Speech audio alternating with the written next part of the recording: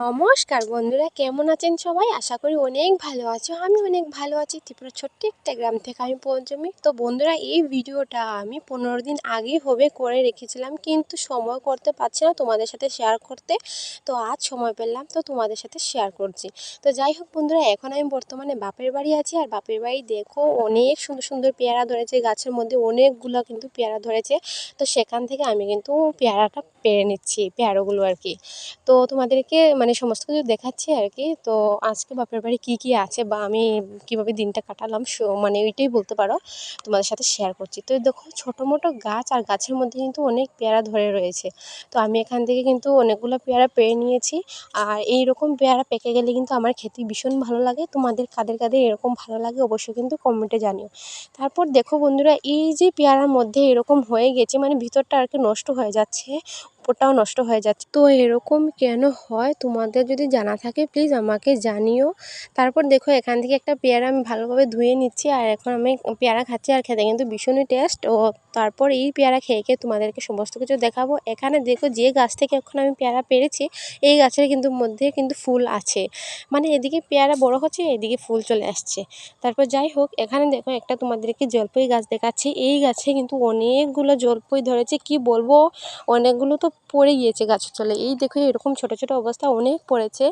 তো যাই হোক বন্ধুরা, এখানে কিন্তু অনেক মানে জলপাই আছে, আর আমার কিন্তু খেতে ভালো লাগে, কারণ আমাদের এই জলপাই গাছে ভীষণ মানে ভীষণ টক থাকে না জলপাই, এগুলো কিন্তু অত টক নয়, এটি সামান্য একটু মিষ্টি মিষ্টি আছে। তারপর তোমাদেরকে দেখাচ্ছি দেশি পেয়ারা গাছ। এই দেখো, এই গাছে কিন্তু অনেক পেয়ারা রয়েছে, আর অনেকগুলো কিন্তু পেকে রয়েছে, রোদ্রের কারণে অতটা বোঝা যাচ্ছে না গাছের মধ্যে।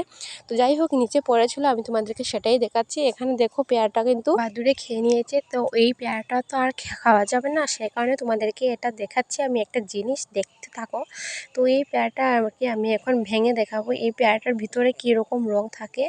তো অনেক সুন্দর কিন্তু পেয়ারাটার ভিতর।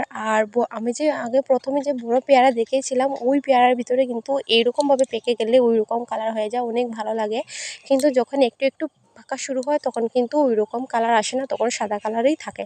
তো যাই হোক বন্ধুরা, আমি কিন্তু পেয়ারা খেয়ে খেয়ে তোমাদের সাথে সমস্ত কিছু শেয়ার করছি। আর এখানে দেখো, আমাদের এখানে ক্ষেত শুরু হয়ে গিয়েছে, আর অনেকটা শেষ হয়ে গিয়েছে। যতটুকু পর্যন্ত সবুজ দেখতে পাচ্ছ, ওদিকে কিন্তু ধান লাগানো হয়ে গিয়েছে, আর এই জায়গাটা শুধু বাকি রয়েছে।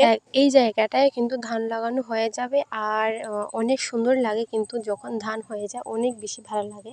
তো যাই হোক বন্ধুরা, এই যে দেখতে পাচ্ছ ধান ক্ষেতগুলো, এটা কিন্তু অনেকটা বড়। ছোটোবেলায় কিন্তু অনেক খেলাধুলা করেছি এই ধান ক্ষেতের মধ্যে। আর এই সাইডে দেখো, রাস্তার এই পাশে কিন্তু ধান লাগানো হয়ে গেছে। আর এই দেখো, আমি কিন্তু এখনও পেয়ারাটা খাচ্ছি। তো যাই হোক বন্ধুরা, তারপর তোমাদের সাথে পরের দিন সকালবেলা দেখা হচ্ছে। তো পরের দিন সকালবেলা তোমাদের সাথে এই সুন্দর সুন্দর ফুলগুলোকে নিয়ে তোমাদের সাথে আমি চলে আসলাম। তো বন্ধুরা, এই ফুলগুলোর নাম কি আমার কিন্তু জানা নেই, কিন্তু আমার ভীষণই ভালো লাগে। তোমাদের যদি কারোর এই ফুলগুলোর নাম জানা থাকে, তো অবশ্যই কিন্তু কমেন্টে জানিও। তো বন্ধুরা, এখন আসছি মেইন টপিকে। এখন বিষয়টা হলো যে আমি বাপের বাড়ি কেন আসছি। তো তোমাদেরকে সমস্ত কিছু বলবো, পুরো ভিডিওটা এখনই দেখতে থাকো, স্কিপ করো না প্লিজ। এখনই হলো মেইন বিষয়। এখানে দেখো, সমস্ত কিছু কিন্তু কাজ করা হয়ে গিয়েছে, আর এখানে আমাদের চিমির বাচ্চা দেখো ঘুমিয়ে রয়েছে, এখনই কিন্তু উঠে পড়বে। যখনই বলেছি চিমির বাচ্চা, এখনই দেখো উঠে পড়েছে। যাই হোক বন্ধুরা, এখানে দেখতে পারলে আমাদের পুরোহিত মশাই এসে গেছেন, আর এখানে মানে আলপনা করছেন, এখানে ঘর বসানো হবে। আর তোমাদেরকে সমস্ত কিছু বলবো, তো তোমরা পুরো ভিডিওটা দেখতে থাকো। তো এখানে পুজোর আয়োজন হচ্ছে, আর এখানে দেখো রান্নার আয়োজন হচ্ছে। এখানে সমস্ত কিছু সবজি কাটা হচ্ছে, এইখানে কিন্তু রান্না চলছে। আর এইখানে এই যে এইটা কিন্তু পায়েস রান্না করা হচ্ছে। তোমরা কারা কারা পায়েস খেতে ভালোবাসো কিন্তু কমেন্টে জানিও। তারপর তোমাদেরকে এখন সমস্ত কিছু কথা বলি। এখন আমি এসেছি কিন্তু উপরের বাড়িতে। উপরের বাড়িতে এসে কিন্তু আমি ধান নিচ্ছি উগার থেকে, মানে বাবা আমাকে ধান দিয়ে দিচ্ছে ওই উগার থেকে। ওই ধানটা কিন্তু নিচ্ছি আমি। আমাদের কিন্তু দুটো বাড়ি, একটা নিচে একটা উপরে, কিন্তু সবাই একসাথেই থাকি। তো যাই হোক বন্ধুরা, এখন তোমাদের সাথে মেইন জিনিসটা আমি শেয়ার করব। মেইন জিনিসটা হলো, আমাদের ঠাকুরঘর থাকতে কেন আমরা এই বড় ঘরের মধ্যে পুজো করছি। আসলে কি হয়েছে, আমাদের এই ঘরের মধ্যে পেঁচা ঢুকে গিয়েছিল। তো পেঁচা যখন ঢুকেছিল, তখন কিন্তু তেল সিঁদুর দিয়ে, মানে পেঁচাটাকে স্নান করে তেল সিঁদুর দিয়ে ওটাকে ছাড়া হয়েছে। তো এখন কিন্তু নারায়ণ পূজা করা হচ্ছে, তারপর বিষ্ণুকে তুলসী দান করে কিন্তু ঘরের মধ্যে এরকম করতে হয় যদি পেঁচা ঢুকে, সে কারণে কিন্তু এরকম করা হচ্ছে। তো যাই হোক বন্ধুরা, এখন তোমরা পুজোটা হচ্ছে, তো তোমরা পুজোটা দেখে নেবে, আমি তোমাদের সাথে শেয়ার করবো সমস্ত কিছু। তো এখানে আবার দেখুন, এখানে কিন্তু রান্না কিন্তু অনেকটা হয়ে গিয়েছে, আর তোমার এখন পুজোটা দেখে নেবে। গন্ধ পুষ্পে বন এতিজ্ঞ গন্ধাদিব্য নম নম এতগুলো ঈশ্বরেন পন্দিরহিক্য সবাচ্য ঐবান্তরং সূচি শ্রী বিষ্ণু বিষ্ণু। আর বন্ধুরা, এখন কিন্তু নারায়ণ পূজা হয়ে গিয়েছে, এখন বিষ্ণুকে তুলসী দান করা হচ্ছে। তো এখন কিন্তু বিষ্ণুকে যখন তুলসী দান করা হয় তখন কিন্তু কৃষ্ণ নাম নেওয়া হয়। তো তখন এখন কিন্তু আমাদের কৃষ্ণ নাম এখানে নেওয়া হচ্ছে। তো তোমরা এই কীর্তনটাও একটু শুনে নাও।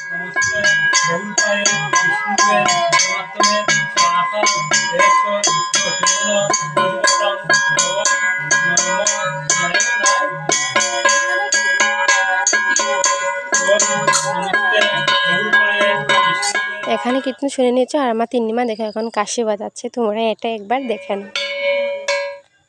তারপর দেখো বন্ধুরা, পুজো কিন্তু কমপ্লিট হয়ে গিয়েছে, তারপর সবাই কিন্তু খেতে বসে গিয়েছে, দুপুরে খাওয়া হয়ে গিয়েছে, তারপর সন্ধ্যাবেলা হয়েছে সন্ধ্যা কীর্তন।